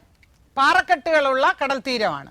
മണൽ ഉള്ള കടൽ തീരമുണ്ട്, ചെളിയുള്ള കടൽ തീരമുണ്ട്. ഇതങ്ങനെയല്ല. ഈ പാറക്കെട്ടുകളിൽ കടലിനടിയിൽ, കടൽ നിരപ്പിനടിയിൽ കൂർത്തുമൂർത്ത ആ ഒരു അറ്റങ്ങളിൽ പറ്റിപ്പിടിച്ചാണ് പല സമുദ്രജീവികളും വളരുന്നത്. ഇതിന് ആയിരക്കണക്കിന് രൂപയാണ് പാചകം ചെയ്ത് ഹോട്ടലുകളിൽ നമ്മുടെ മേശപ്പുറത്ത് വരുമ്പോൾ ഈ ജീവികളിൽ നിന്ന് ഈ ജീവികളെ പിടിച്ചോണ്ട് പോയി അതിനെ കുക്ക് ചെയ്ത് ഒരു ഉൽപ്പന്നമാക്കി വിൽക്കുമ്പോൾ കിട്ടുന്നത്. അപ്പോൾ അത് എത്രയോ നൂറ്റാണ്ടുകളായിട്ട് അവർ വളരെ സാഹസികമായ രീതിയിൽ ഈ പ്രവൃത്തി ചെയ്തുകൊണ്ടിരിക്കുകയാണ്. അവർക്ക് എന്താ കൊടുത്തത്? ഇത് കൊണ്ടുകിടന്ന് കച്ചവടം ചെയ്യുന്നവർക്ക് എന്താ കൊടുത്തത്? പദ്ധതി ബാധിതരല്ലേ? ശാശ്വതമായിട്ട് അവരുടെ ആ വരുമാന മാർഗം അടഞ്ഞു പോയില്ലേ? അവരെ ആശ്രയിച്ച് നിൽക്കുന്ന എത്രയോ ആളുകൾ അവിടെയുണ്ട്. അവിടുത്തെ ചെറുകിട കച്ചവടക്കാർ, കുടില വ്യവസായികൾ, ഇവരെല്ലാം അതിൽ പെടുന്നവരല്ലേ? കട്ടമരമാണ് അവരിപ്പോഴും ഉപയോഗിക്കുന്നത്. യാതൊരു പാരിസ്ഥിതിക മലിനീകരണവും അവരവിടെ ഉണ്ടാക്കുന്നില്ല. അവരുടെ കരച്ചിൽ ഞാൻ ദിവസവും കേൾക്കുകയാണ്. എന്നെ ഒരൊറ്റ ആലോചനാ യോഗത്തിന് വിളിച്ചിട്ടില്ല. എത്ര കത്തുകൾ ഞാൻ എഴുതി. കഴിഞ്ഞ മാസം തന്നെ ഞാൻ മുഖ്യമന്ത്രിക്ക് 3 കത്ത് കൊടുത്തു. ഒരു ജനപ്രതിനിധി കത്ത് കൊടുത്താൽ നിങ്ങളുടെ പരാതി ജില്ലാ കളക്ടർ അധ്യക്ഷനായിട്ടുള്ള അപ്പീൽ കമ്മിറ്റിക്ക് വിട്ടിരിക്കുന്നു. നിങ്ങളുടെ പരാതി അല്ല, നിങ്ങൾ തന്ന കത്ത് ഇന്ന് വിസിലി കമ്പനിയുടെ ഡയറക്ടർക്ക് വിട്ടിരിക്കുന്നു. ഇങ്ങനെ കുറെ അക്നോളജ്മെന്റ് എനിക്ക് തരും. ഏതെങ്കിലും ഒരു കത്തിന് മറുപടി ഒന്നോ? ഇനി സാമ്പത്തിക വശം ഞാൻ ഒന്ന് ചോദിക്കട്ടെ. ഈ മന്ത്രിസഭയുടെ ആദ്യകാലത്തിൽ ഈ ലാൻഡ് ലോഡ് മോഡൽ തന്നെ LDF പറഞ്ഞുകൊണ്ടിരുന്ന ലാൻഡ് ലോഡ് മോഡൽ തന്നെ എടുക്കാനൊക്കെ നോക്കി. അതിനെപ്പറ്റി ഒരു ചർച്ച നടന്നുകൊണ്ടിരുന്നപ്പോൾ നമ്മുടെ തുറമുഖ വകുപ്പ് മന്ത്രി ഒരുപാട് ഹോംവർക്ക് 4.5 വർഷം ബുക്കും വാങ്ങിച്ചിരുന്ന് കുത്തിക്കുറിച്ച് ചെയ്തു, ചർച്ച ചെയ്തു, ഓടി നടന്നു എന്നൊക്കെ പറയുന്ന ഈ മന്ത്രി എഴുന്നേറ്റ് എന്ന് പറഞ്ഞു, ഞങ്ങൾ 1000 കോടി രൂപ റൈസ് ചെയ്യാനായിട്ട് 1500 കോടി ഞങ്ങൾ ബോണ്ട് പുറപ്പെടുവിക്കും. അപ്പോൾ ഉടനെ ഞാൻ എഴുന്നേറ്റ് നിന്ന് എനിക്ക് അന്നേരം മനസ്സിൽ വന്നൊരു സംശയം ചോദിച്ചു. നിങ്ങൾ ബോണ്ട് പുറപ്പെടുവിക്കും, പബ്ലിക് സബ്സ്ക്രൈബ് ചെയ്യുമെന്നാണ് നിങ്ങളുടെ വിചാരം. ഏത് കമ്പനി റേറ്റ് ചെയ്യും നിങ്ങളുടെ ബോണ്ട്? ഏത് കമ്പനി നിങ്ങൾക്ക് AAA-യും AAA+ ഒക്കെ റേറ്റ് തരും? മന്ത്രി ഒഴിഞ്ഞ് ഉരുണ്ടി അങ്ങ് മാറിക്കളഞ്ഞു. ഹോംവർക്ക് ചെയ്ത ആളാണെങ്കിൽ മാറൂല. എന്താ ഇവിടെ പറയുന്നത്? കഴിഞ്ഞ 30-ാം തീയതിയും നമ്മുടെ മുഖ്യമന്ത്രി പറഞ്ഞതായിട്ട് ഒക്ടോബർ 1-ാം തീയതിയിലത്തെ പത്രങ്ങളിൽ അച്ചടിച്ചു വന്ന വാർത്തയാണ്. ഒരു കുടുംബത്തിന്റെ പോലും കണ്ണീര് ഞാൻ വീഴിക്കൂല പദ്ധതി ബാധിത പ്രദേശത്ത്. ഒരു വ്യക്തിക്ക് പോലും ഞാനൊരു വിഷമം ഉണ്ടാക്കൂല. എന്നിട്ട് എന്താ ചെയ്തത്? ഒരു കാര്യമെങ്കിലും പറയാൻ പറ്റുമോ? 475 കോടിക്ക് ഒരു പാക്കേജ്, 220 ഒരു പാക്കേജ്, ഇങ്ങനെ കുറെ പാക്കേജിന്റെ കാര്യം പറയും. അവസാനം എന്തോന്നറിയോ? ഇവിടെ ഒരു ജിയോ ഇറക്കി. 11/11 നവംബർ മാസം 11-ാം തീയതി ഇവിടെ ഒരു ജിയോ ഇറക്കി. ആ ജിയോ ഇറക്കിയ ദിവസം ഞാൻ പറയും, ഈ അമേരിക്കയിൽ പ്ലെയിൻ ക്രാഷ് ഒക്കെ വരുത്തി കെട്ടിടങ്ങളൊക്കെ ഇടിച്ച് തള്ളി ഭീകരപ്രവർത്തനം വന്നതുപോലെ ആ ദിവസമൊക്കെ പറയും. അതുപോലെ ഈ 11/11 നമ്മുടെ രാജ്യത്തെ ഈ വിഴിഞ്ഞം പദ്ധതിയെ സംബന്ധിച്ചിടത്തോളം, പദ്ധതി ബാധിതരെ സംബന്ധിച്ചിടത്തോളം ഒരു വലിയ ഭീകരപ്രവർത്തനം മുഖ്യമന്ത്രി നടത്തിയ ദിവസമാണ്. അതിൽ പറയുന്നത് കുറേ കാര്യങ്ങൾ പറഞ്ഞ് 475 കോടി രൂപയിൽ നേരിട്ട് പദ്ധതി ബാധിത പ്രദേശത്ത് വരുന്നവരാരും ഇല്ല. അവരെ കാര്യങ്ങൾ വേറെ ഒരു പാക്കേജാണ് പറയുന്നത്. അത് അപ്പീൽ കമ്മിറ്റിയുടെ ചെയർമാനായിട്ടുള്ള ജില്ലാ കളക്ടറാണ് തീരുമാനിച്ച് പറയേണ്ടത്. അപ്പോൾ അദ്ദേഹം പറയുന്ന കോമ്പൻസേഷൻ പാക്കേജിനും പുനരധിവാസ പാക്കേജിനും അല്ലാതെ അടുത്ത 5 വർഷക്കാലത്തിനുള്ളിൽ തീരശോഷണം വഴി എന്തെങ്കിലും കുഴപ്പങ്ങൾ ഉണ്ടാവുകയാണെങ്കിൽ അവർക്ക് വീടും അവർക്ക് സ്ഥലവും അവർക്ക് ജീവനോപാധികളും സ്ത്രീ ശാക്തീകരണവും വിദ്യാഭ്യാസവും ഒക്കെ കൊടുക്കുന്നതിന് വേണ്ടിയിട്ടുള്ള 475 കോടിയും ഇതെല്ലാം കൂടി കേന്ദ്ര ഗവൺമെന്റിന്റെ സാഗർമാല പദ്ധതിയിൽ ഇതിനു വേണ്ടിയുള്ള പണം കണ്ടെത്തുമെന്നും പറഞ്ഞുകൊണ്ട് ഒരു വലിയ ഇതാണ് വന്നിരിക്കുന്നത്. ഈ സാഗർമാല പദ്ധതി എന്താണെന്ന് ഞങ്ങളൊക്കെ കൂടെ ഉടനെ അന്വേഷിക്കാൻ തുടങ്ങി. അത് അന്വേഷിക്കാൻ തുടങ്ങിയപ്പോഴാണ് ഈ നിയമസഭാ സമ്മേളനത്തിന് ശ്രീ അബ്ദുൾ റസാഖും ശ്രീ മമ്മൂട്ടിയും ഒക്കെ ചേർന്ന് ഒരു ചോദ്യം ചോദിച്ചിരിക്കുന്നതിന് കെ ബാബു മന്ത്രി തന്നെ ഒരു ഉത്തരം കൊടുത്തിട്ടുണ്ട്. കേന്ദ്ര ഷിപ്പിംഗ് മന്ത്രാലയം വിഭാവനം ചെയ്യുകയും നടപ്പിലാക്കുകയും ചെയ്യുന്ന പദ്ധതിയാണ് സാഗർമാല പദ്ധതി. 2015 ഇവിടെ വെച്ചൊരു സ്റ്റേക്ക് ഹോൾഡർ മീറ്റിംഗ് അത് വെച്ച് കൂടി. സംസ്ഥാന സർക്കാർ നടപ്പിലാക്കി വരുന്ന തീരദേശ കപ്പൽ ഗതാഗത പദ്ധതിയുമായി സാമ്യമുള്ളതാണ് ഈ പദ്ധതി എന്നൊക്കെയാണ് അതിൽ പറഞ്ഞിരിക്കുന്നത്. എന്നിട്ട് ഈ പദ്ധതിയിൽ ചേർത്ത് അംഗീകാരം കിട്ടാനായിട്ട് നോക്കുന്നത് വിഴിഞ്ഞം തുറമുഖത്തെ റെയിൽ ശൃംഖലയുമായി ബന്ധപ്പെടുത്തുന്ന റെയിൽപാത, അതിൻ്റെ കോസ്റ്റ് ഇതിൽ ഇതെടുക്കണം. പിന്നെ പദ്ധതി പ്രദേശത്തെ സാമൂഹ്യ വികസനവും ജീവനോപാധി മെച്ചപ്പെടുത്തലും, അതായത് ഈ നഷ്ടപരിഹാരവും ഈ പുനരധിവാസവും എല്ലാം കൂടെ സാഗർമാലയെ കയറ്റി ചോദിക്കാമെന്ന്. സാഗർമാല പദ്ധതിയിൽ 7000 കോടിയുണ്ട്, അത് കേന്ദ്ര ഗവൺമെന്റിന്റെയാ. അത് അതിൽ നിന്ന് പൈസ കിട്ടും, അതിൽ നിന്ന് മുഖ്യമന്ത്രി ആവർത്തിച്ചു പറയുന്നത് ആത്മാർത്ഥതയില്ല, അല്ലെങ്കിൽ അത് കണക്കുകളുടെ കളിയാണ് എന്ന് താങ്കൾ വിശ്വസിക്കുന്നുണ്ടോ? ഒരു സ്ഥലവാസിയുടെയും കണ്ണീര് വീഴ്ത്തില്ല എന്ന് ഇപ്പോൾ കല്ലുമക്കായ പറിക്കാൻ പോകുന്നവരുടെ കാര്യം ആണ്, അത് നിസ്സാര കാര്യമാണ് എന്ന് ഒരു MLA പറയുമെന്ന് എനിക്ക് വിശ്വസിക്കാനാവുന്നില്ല. എന്താണ് അതിൻ്റെ സ്ഥിതി?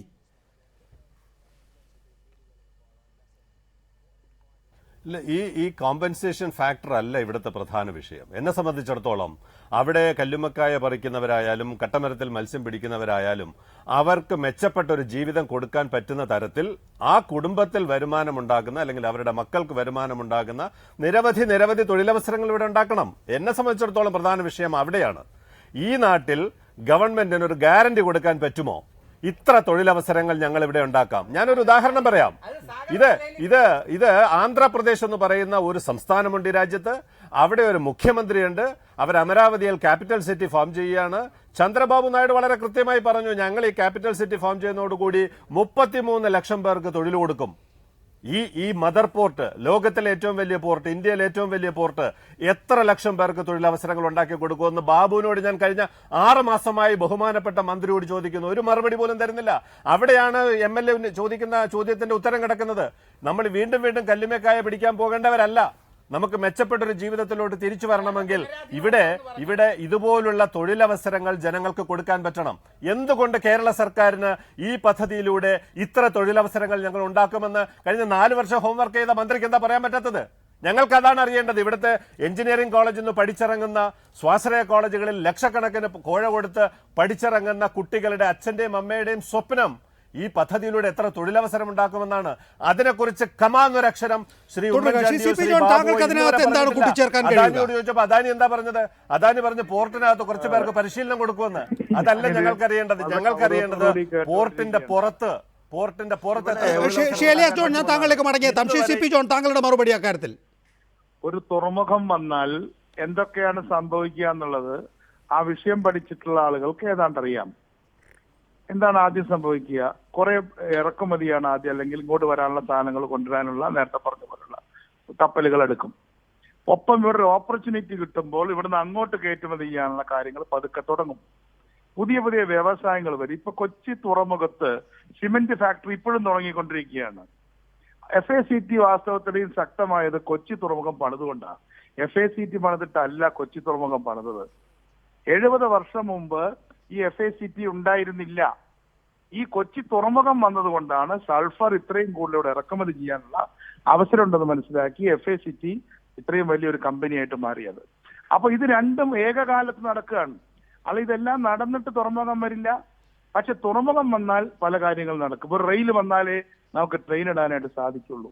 വിമാനത്താവളം വന്നപ്പോ, തിരുവനന്തപുരം വിമാനത്താവളം വന്നപ്പോ ഞാൻ കരുതിയിട്ടില്ല ഇവിടുന്ന് ഇത്രയധികം പച്ചക്കറി കയറ്റുമതി ചെയ്യാൻ സാധിക്കുമെന്ന്. അത് അതിന്റെ ഒരു ബൈ പ്രൊഡക്റ്റ് ആണ്. അപ്പൊ ആ തരത്തിൽ എത്രയോ കാര്യങ്ങൾ ഒരു അന്താരാഷ്ട്ര ഷിപ്പിംഗ് ടെർമിനൽ വന്നാൽ നടക്കുമെന്നുള്ളത് സാമാന്യ ബുദ്ധിയുള്ള എല്ലാവർക്കും മനസ്സിലാക്കാൻ കഴിയുന്ന ഒരു കാര്യമാണ്. പക്ഷെ UDF ഗവൺമെന്റിനെ എതിർക്കൽ മാത്രമാണ് തങ്ങളുടെ ലക്ഷ്യമെങ്കിൽ അവരുടെ ആ ലക്ഷ്യത്തെ ഞാൻ ചോദ്യം ചെയ്യുന്നില്ല. പക്ഷെ ഞാനൊരു പൊളിറ്റിക്സിനിടയ്ക്ക് പറയുകയാണ്. 10 കൊല്ലം MVR 95 ചെയ്തു പോയ കുമാർ ഗ്രൂപ്പുമായി കമ്പനിയായിട്ടുള്ള അഡ്ജസ്റ്റ്മെന്റ് DOT അല്ലെ അന്നത്തെ ഇതിന് പറയുന്നത് MOU ആണ്. MOU റൂട്ടിൽ ഇത് ചെയ്തതിന് ശേഷം 10 കൊല്ലക്കാലം ഇടതുപക്ഷ മുന്നണി ഭരിച്ചിട്ട് എന്തേ ഇവർക്കൊക്കെ പറ്റുന്ന തരത്തിൽ വിഴിഞ്ഞം തുറമുഖം ഉണ്ടാക്കാഞ്ഞത്? എന്താണ് 2001 മുതൽ 1996 മുതൽ 2001 വരെയുള്ള നായനാർ ഗവൺമെന്റ് എവിടെ പോയിരുന്നു? ഇപ്പൊ ഈ കഴിഞ്ഞ അച്യുതാനന്ദൻ ഗവൺമെന്റ് 5 കൊല്ലം ഭരിച്ചില്ലേ? 60 മാസം തികച്ചു ഭരിച്ചില്ലേ? എന്താ നിങ്ങൾ ചെയ്യാഞ്ഞത്? നിങ്ങൾക്കിത് തകർക്കണം. ഇവിടെ വരികൾക്കിടയിലൂടെ ഞാൻ കേൾക്കുകയാണ്, അവിടെ ചില ഹോട്ടൽ ലോബികളുണ്ട്. ആ ഹോട്ടൽ ലോബികൾ MVR മന്ത്രിയായിരുന്ന സമയത്ത് ചില കൂലി സമരക്കാരെ വിട്ട് അത് അടിച്ചു തകർക്കാനായിട്ട് ശ്രമിച്ചു. MVR ധീരമായിട്ട് വന്ന് ശിവകുമാർ MP ആണ്, ഞാൻ കൂടെ ഉണ്ട്. അപ്പൊ അന്ന് ചില ഹോട്ടൽ ലോബികൾ ഇത് വരാതിരിക്കാൻ വേണ്ടി ഗൂഢാലോചന നടത്തുമ്പോൾ ഞാൻ ആരോപണം ഉന്നയിക്കുക തന്നെയാണ് ചെയ്യുന്നത്. ഇത്തരത്തിലുള്ള അല്പന്മാരായിട്ടുള്ള ചില ലോബികൾക്ക് വേണ്ടിയാണ് ഈ ഇടതുപക്ഷ ജനാധിപത്യ മുന്നണി സംസാരിക്കുന്നത്. ഇവിടെ ഹോട്ടൽ വേണം, ടൂറിസം വേണം, ഒപ്പം തന്നെ തുറമുഖവും വേണം. വിഴിഞ്ഞം തിരുവനന്തപുരത്തിന്റെ ശക്തിയാണ്, കോവളം തിരുവനന്തപുരത്തിന്റെ സൗന്ദര്യമാണ്. രണ്ടും നമുക്ക് ആവശ്യമുണ്ട്. അതുകൊണ്ട് തന്നെ ഈ വിഴിഞ്ഞം തുറമുഖം വരും. ഇപ്പൊ വരുമെന്ന് ഉറപ്പായപ്പോൾ വീണ്ടും വിദണ്ഡവാദങ്ങൾ ഉന്നയിക്കുകയാണ്. ഇവിടെ കോടിയേരി ബാലകൃഷ്ണൻ പറഞ്ഞത് ഞാൻ കേട്ടില്ല, ഇത് താങ്കളുടെ സ്ക്രോൾ മാത്രമേ ഞാൻ കേട്ടുള്ളൂ. അവർ വരുമ്പോ എന്തെങ്കിലും ചെയ്യട്ടെ, അവർ വരുന്ന ഉറപ്പൊന്നുമില്ലല്ലോ. അപ്പൊ നമുക്ക് വരുമ്പോ ആലോചിക്കാം. തുടരുക.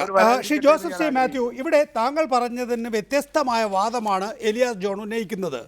അദ്ദേഹം പറയുന്നത് ഇത് ഒരിക്കലും നമുക്ക് തിരിച്ചു കിട്ടാൻ പോകുന്നില്ല എന്ന് മാത്രമല്ല, അദാനിക്കൊരു വലിയ ലോട്ടറിയാണ് എന്ന്. 8 കഴിഞ്ഞ് 9ാമത്തെ പ്രൊജക്റ്റിലേക്ക് അദാനി പോകുമ്പോൾ തലമുറകൾ വെച്ചനുഭവിക്കാനുള്ള സ്വത്തായി വിഴിഞ്ഞും മാറുന്നു എന്ന് താങ്കളും എലിയാസ് ജോണും കോൺട്രഡിക്റ്റ് ചെയ്യുകയാണോ, അതോ താങ്കൾ പറഞ്ഞു തുടങ്ങിയതിൻ്റെ മറ്റൊരു വിശദീകരണമാണോ എലിയാസ് ജോൺ നൽകുന്നത്?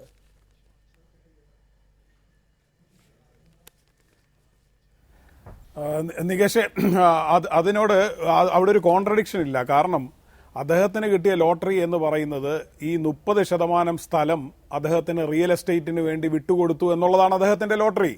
ഇവിടെ ശ്രീ CP ജോൺ പറഞ്ഞല്ലോ, റിസോർട്ടിന് വേണ്ടി സംസാരിക്കുക, വരികൾക്കിടയിലൂടെ അദ്ദേഹം എന്തോ കേട്ടു എന്ന്.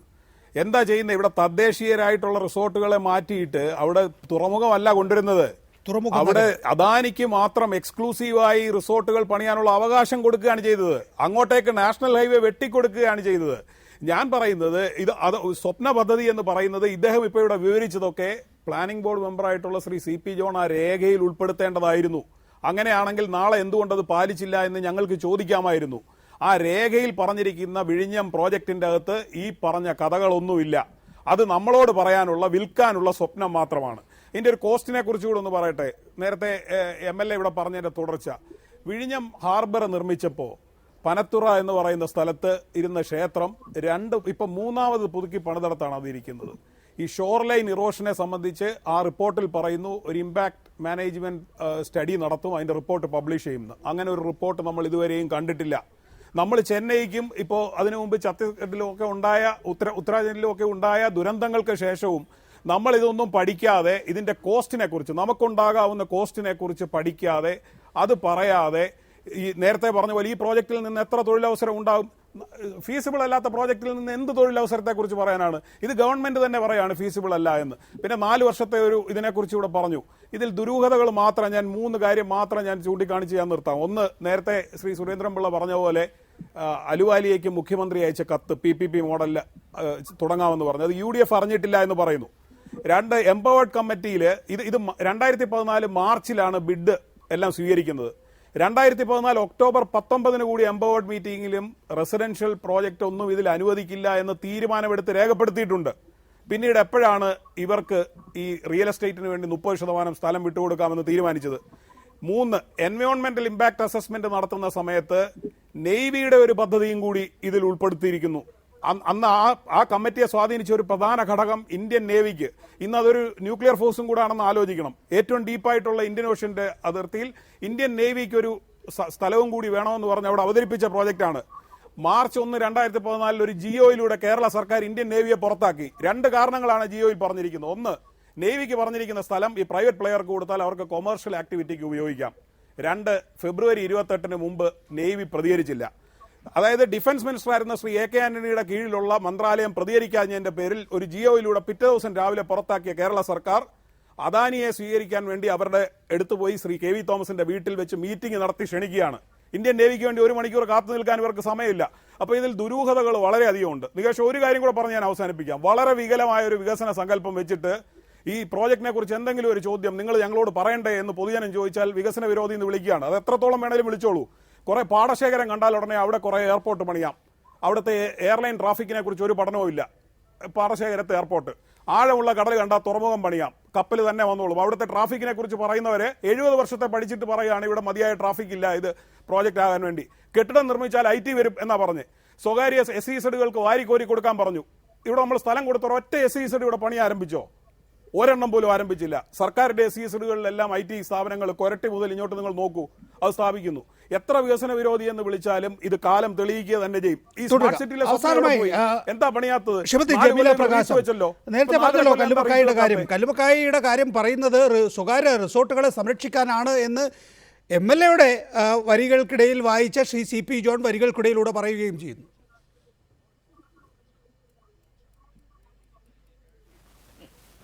കല്ലുമേക്കായയും ചിപ്പിയും ശംഖുവും ഒക്കെ എടുക്കാൻ പോകുന്നവർക്ക് അവരുടെ തൊഴിൽ നഷ്ടപ്പെടുമ്പോൾ അവര് അതിന് തയ്യാറാണ്. ആ തൊഴില് എന്നേക്കുമായിട്ട് വിട പറയാൻ അവർ തയ്യാറാണ്. അവർ ഒപ്പിട്ട് കൊടുക്കുകയും ചെയ്തു. അവര് സർക്കാരിനെ വിശ്വസിച്ചു.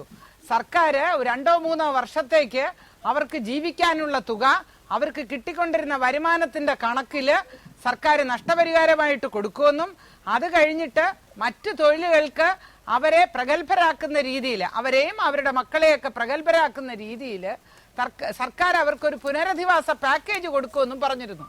അതിനെയാണ് ഇപ്പോ അതിനെപ്പറ്റി യാതൊരു കാര്യവും ഇല്ല. കേന്ദ്ര സർക്കാർ പറഞ്ഞു തിരുവനന്തപുരത്ത് ഒരു യോഗം മാത്രം നടത്തിയ സാഗർമാല പദ്ധതിയില് ഇനി ഏത് കാലത്തേക്കാണ് കൊടുക്കാൻ പോകുന്നത്? ഇത്രയും കുടുംബങ്ങളുടെ കണ്ണീരിന് എന്തോ ഉത്തരം പറയും. എത്രയോ നാളായിട്ട് ഞാൻ കത്തുകൾ എഴുതുന്നു ഈ കാര്യത്തിന്. ഇതുപോലെ ബൃഹത്തും മഹത്വം എന്നൊക്കെ താങ്കൾ പറഞ്ഞല്ലോ. ബൃഹത്തും മഹത്വമായിട്ടുള്ള ഒരു പദ്ധതി നടക്കുമ്പോൾ ജനാധിപത്യ രാജ്യമാണെങ്കിൽ ഈ ലോകത്തെമ്പാടും ഇപ്പൊ നടന്നുകൊണ്ടിരിക്കുന്ന ഒരു കീഴ്വഴക്കം മൊത്തം പദ്ധതി ചെലവിന്റെ 5% പ്രാദേശിക വികസനത്തിന് മാറ്റിവെക്കുക എന്നുള്ളതാണ്. അത് നഷ്ടപരിഹാരത്തിന് പുറമെയാണ്, പുനരധിവാസത്തിന് പുറമെയാണ്. അതിൽ സ്കിൽ അപ്ഗ്രഡേഷൻ സെന്ററുകൾ വരണം, ഗതാഗത സൗകര്യങ്ങൾ വർദ്ധിപ്പിക്കണം, ആരോഗ്യ സുരക്ഷാ കേന്ദ്രങ്ങൾ വേണം, മാലിന്യ നിർമ്മാർജ്ജനത്തിനുള്ള കാര്യങ്ങൾ വേണം. അങ്ങനെ നമ്മൾ നോക്കുമ്പോൾ സമഗ്രമായ രീതിയിൽ ആ പദ്ധതി പ്രദേശത്തുള്ള ജനങ്ങൾ, അതായത് ആ പദ്ധതി നടപ്പിലാക്കുന്ന സ്ഥലത്ത് നിന്നും ഒരു 15 കിലോമീറ്റർ റേഡിയസിൽ ഈ കാര്യത്തിലാണെങ്കിൽ ഒരു അർത്ഥവൃത്തം, ബാക്കി അർത്ഥവൃത്തം കടലിലേക്ക് പോകും. ഒരു അർത്ഥവൃത്തം നമ്മൾ വരച്ചാൽ 30 കിലോമീറ്റർ റേഡിയസ് വരും. ഈ റേഡിയസിനകത്ത് താമസിക്കുന്ന ജനങ്ങൾക്ക് അടുത്ത 30 വർഷം കൊണ്ട് അവരുടെ ജീവിതത്തിൽ സാധാരണഗതിയിൽ എന്തെല്ലാം വികസനങ്ങൾ വരുമോ, ജീവിത നിലവാരം എത്ര കണ്ട് ഉയരുമോ, അത് ഈ പദ്ധതി തീരുന്ന സമയത്ത് തന്നെ ഉണ്ടാക്കി കൊടുക്കാൻ കഴിയണം.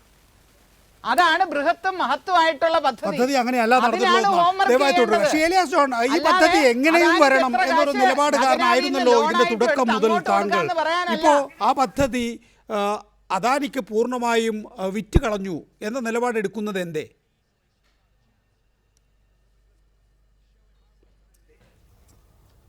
അല്ല, ഈ ചോദ്യം എന്നോടാണെന്ന് തോന്നുന്നു നികേഷ്. ഞാൻ എങ്ങനെയും പദ്ധതി വരണം എന്നുള്ള കാര്യത്തിൽ എനിക്ക് യാതൊരു തർക്കവുമില്ല. പദ്ധതി വരുന്നത് ഈ നാട്ടിലെ തൊഴിലില്ലായ്മ പരിഹരിക്കാനും നമ്മുടെ ദാരിദ്ര്യം അവസാനിപ്പിക്കാനും വേണ്ടിയാണെന്നും ഞങ്ങൾ അതിനോട് പറഞ്ഞിരുന്നു. അല്ലാതെ ആർക്കും പ്രയോജനമില്ല, നാട്ടുകാർക്ക് പ്രയോജനമില്ലാതെ ഒരു മുതലാളിക്ക് വേണ്ടി മാത്രമായിട്ട് ഒരു പദ്ധതി വേണമെന്ന് ഒരു കാലത്തും ഞങ്ങൾ പറഞ്ഞിട്ടില്ല. ഇവിടെ ഇത് സംസ്ഥാന സർക്കാരിന്റെ ഉടമസ്ഥതയിൽ പണിത് അദാനിക്ക് കൊടുത്തുകൊട്ടെ, ഞങ്ങൾക്ക് എതിർപ്പില്ല. ഇതിന്റെ ഉടമസ്ഥത ജനങ്ങളുടെ കയ്യിലിരിക്കുമല്ലോ. എനിക്ക് കത്ത് തരുന്ന ഒരു പോസ്റ്റ്മാൻ അദ്ദേഹം എന്നോട് വന്ന് പറഞ്ഞു എന്റെ 25,000 രൂപയുണ്ട്, എനിക്ക് എന്റെ ഒരു ഷെയർ എടുക്കാൻ പറ്റുമോ എന്ന് വർഷങ്ങളായി എന്നോട് ചോദിച്ചുകൊണ്ടിരിക്കുകയാണ്.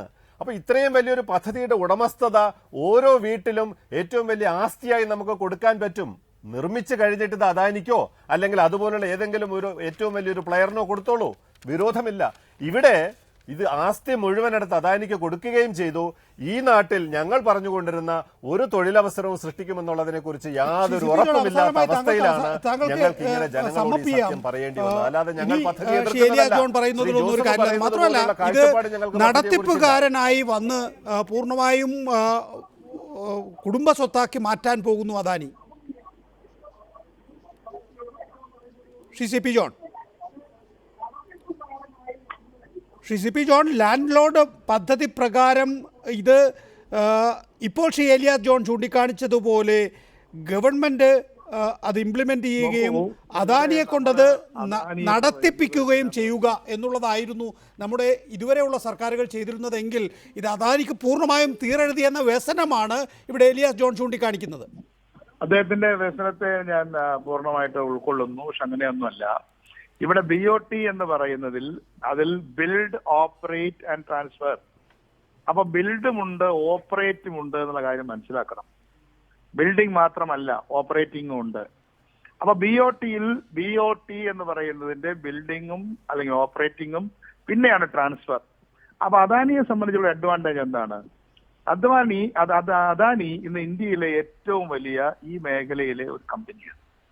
അവർക്ക് വേറെ പലതരത്തിലുള്ള തുറമുഖങ്ങളും ഇപ്പൊ ഇന്ത്യയുടെ ഈ കോസ്റ്റിനകത്തുണ്ട്. അതുകൊണ്ട് മാത്രമാണ് അതുപോലൊരു കമ്പനി ഇതെടുത്തത്. വേറെ എത്രയോ വർഷം നമ്മൾ ശ്രമിച്ചു. അതാ ഞാൻ ചോദിച്ചത്, 5 വർഷം ഇടതുപക്ഷ മുന്നണി ശ്രമിച്ചില്ലേ? അത് അവർ ശ്രമിക്കാതിരിക്കുകയായിരുന്നോ? അവരിത് പൊളിക്കാൻ ശ്രമിക്കുകയായിരുന്നോ? അപ്പൊ അവർ ശ്രമിച്ചിരുന്നെങ്കിൽ അവർക്ക് കിട്ടിയിട്ടില്ല. അവരവിടെ എന്തൊക്കെ ചെയ്തത്? പക്ഷെ പലപ്പോഴും നിർഭാഗ്യവശാലാണ് അത് നഷ്ടപ്പെട്ടത്. വളരെ ഫ്ലിംസിയായ കാരണങ്ങൾ കൊണ്ടാണ് അത് നഷ്ടപ്പെട്ടത് എന്നുള്ളത് താങ്കൾക്ക് അറിയാമല്ലോ. ഒരു ഫ്ലിംസി അല്ല. MVR തുടങ്ങിയ സമയത്ത് ഞാൻ താങ്കൾക്ക് സമയം പറയാം. MVR ഇവിടെ ആദ്യം അച്യുതാനന്ദൻ വിളിച്ചു കൂട്ടിയ 1ാമത്തെ സർവകക്ഷി യോഗത്തിൽ ഞാൻ അദ്ദേഹത്തിന്റെ കൂടെയുണ്ട്. അദ്ദേഹം പറഞ്ഞു ഇവിടെ നേവിയുടെ അല്ലെങ്കിൽ മിലിറ്ററിയുടെ ഒബ്ജക്ഷൻ ഉള്ളതുകൊണ്ട് അത് തരാൻ പറ്റില്ല എന്ന് കേന്ദ്ര ഗവൺമെന്റ് പറഞ്ഞ നിലയ്ക്ക് സ്വിസ് ചാലഞ്ച് വെച്ചുകൊണ്ട് റീടെൻഡർ ചെയ്യാതിരിക്കണമെന്നുള്ള MVRന്റെ നിർദ്ദേശം അച്യുതാനന്ദൻ ആദ്യത്തെ 2 മാസം അംഗീകരിച്ചിരുന്നെങ്കിൽ. പക്ഷേ MV രാഘവന്റെ കാലത്ത് തന്നെ ചൈനീസ് ഇൻവോൾവ്മെന്റ് ഒക്കെ പറഞ്ഞ കാരണങ്ങളാണ് ഞാൻ വളരെ ഫ്ലിംസിയായി എന്ന് സൂചിപ്പിച്ചത്. പറയട്ടെ, ചൈനീസ് ഇൻവോൾവ്മെന്റ് പറയുന്നത് 2005-2006 6 അച്യുതാനന്ദൻ വന്നപ്പോൾ ആദ്യം വിളിച്ചുകൂട്ടിയ സർവകക്ഷി യോഗത്തിൽ. അതിന്റെ വിശദീകരണത്തിലേക്കല്ല CP ജോൺ, ഒരുപക്ഷെ നമ്മൾ ശ്രമിച്ചിരുന്നു എങ്കിൽ ഈ പദ്ധതി നമ്മുടേതായി കിടക്കുമായിരുന്നു, പൊതുമേഖലയിൽ ഓപ്പറേറ്റ് ചെയ്യാൻ. ശരിയാണ്, താങ്കൾ സൂചിപ്പിച്ചതുപോലെ മാർക്കറ്റിങ്ങിനും ഓപ്പറേറ്റിങ്ങിനും നമുക്ക് അദാനിയെ ഉപയോഗിക്കാമായിരുന്നു. അതിന് അപ്പുറത്തേക്ക് ഒരു പങ്കാളിത്തം അദാനിക്ക് കൊടുക്കാൻ പാടില്ലായിരുന്നു. ഞാൻ പറയും ചൈനയുടെ ഒരു കമ്പനി നടത്തുന്നതിനേക്കാളും ഇന്ത്യയുടെ അദാനി നടത്തുന്നതാണ് നല്ലതെന്ന് ഞാൻ പറയും. യെസ്, അതാണ് UDFന്റെയും നയം. വളരെ നന്ദി ശ്രീ സുരേന്ദ്രൻപിള്ള, ശ്രീ ജമീല പ്രകാശം, Shri Joseph C. Mathew, Shri Elias John, ഒപ്പം തന്നെ ഈ വിഷയത്തിൽ സംസാരിച്ച CP ജോൺ.